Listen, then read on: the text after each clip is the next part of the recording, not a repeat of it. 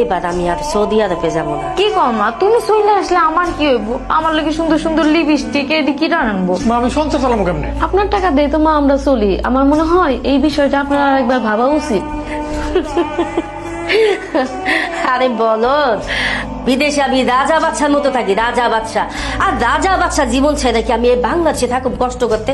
তো এখানে থাকি আমার পোষাইবো না।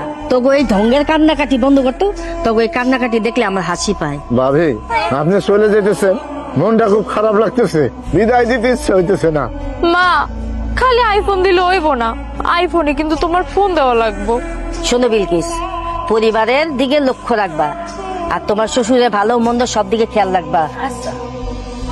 আর কয়টা দিন থাকা যায় না? কয়টা দিন?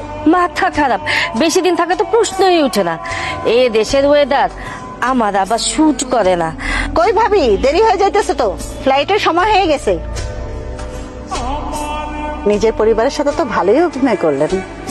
পরিবারের সুখেই নিজের সুখ, আর সুখের জন্য তো কষ্ট করাই লাগবে, তাই না? সত্যিটা কি কখনো কাউকে জানতে দিবেন না? তাহলে কি আপা আমি আমার পরিবারের বইলা দিব যে আমি সৌদি আরবে মানুষের বাসায় বাসায় কৃতদাসের কাজ করি? শারীরিক মানসিক কত অত্যাচার সহ্য করতে হয়। ঠিক মতো খাইতেও দেয় না, পড়তেও দেয় না।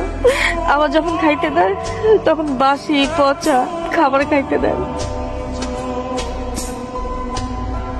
আপনার পরিবারে আপনারে কে বেশি ভালোবাসে? শুধু আমার স্বামীই ভালোবাসে। আপনার ছেলে, ছেলের বউ, মেয়ে, এরা? এরা মানে ভালোবাসে না, এরা ভালোবাসে আমার টাকা রে।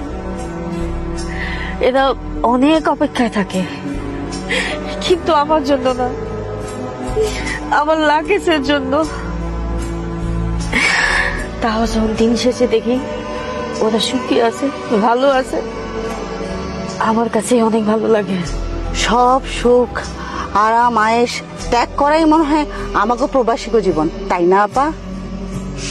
কেউ ত্যাগে সুখী, কেউ ভোগে সুখী। তুমি মনে হয় ত্যাগটারই বাইছে নিছো। এই এয়ারপোর্ট দিয়ে তো আসলাম, ওদের দেখলাম, ওদের সাথে ছিলাম, ওদের বকাবকি করলাম, স্বামীর সাথে কয়টা দিন সুখে দিন কাটালাম, আবার এই এয়ারপোর্ট দিয়ে বিদায় নিতেছি। তোমার কি দেশে পরিবারের সাথে থাকতে ইচ্ছা করে না?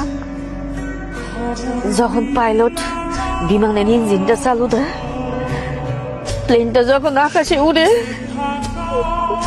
তখন বোঝা যায় যে দেশটা কত আপন আর কতটা মূল্যবান।